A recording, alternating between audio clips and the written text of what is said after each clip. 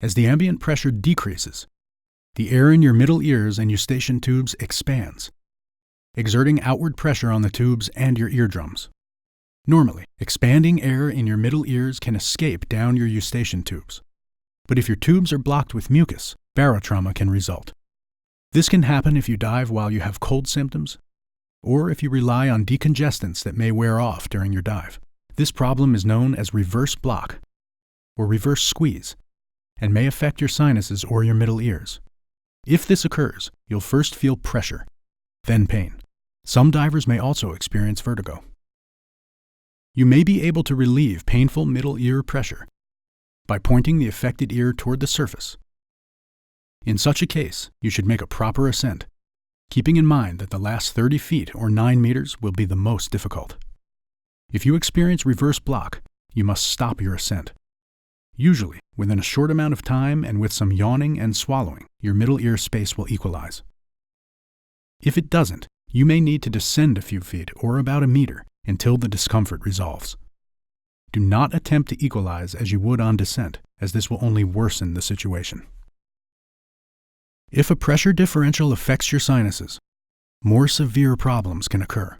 If you have allergy symptoms or swollen mucosa in your nose and sinuses, you may be able to press some air into your sinuses during descent.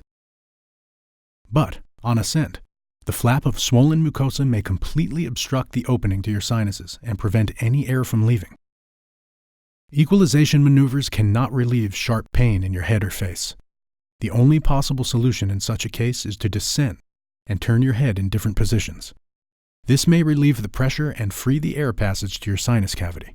If this doesn't help, you will have to surface and use a nasal decongestant to enable equalization.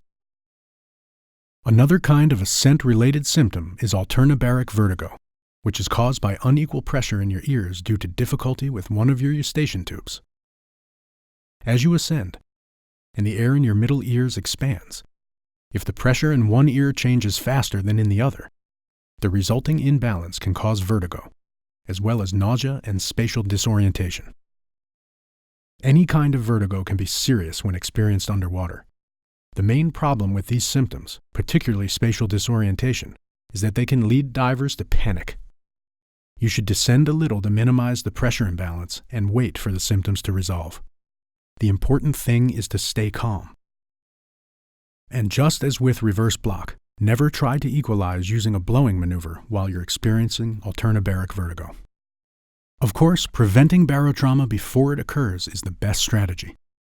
Although equalization during ascent is usually a passive process, equalization during descent is always an active process, meaning you have to pay attention to performing an appropriate procedure. All methods for equalizing your ears are simply ways of opening up the eustachian tubes so air can enter.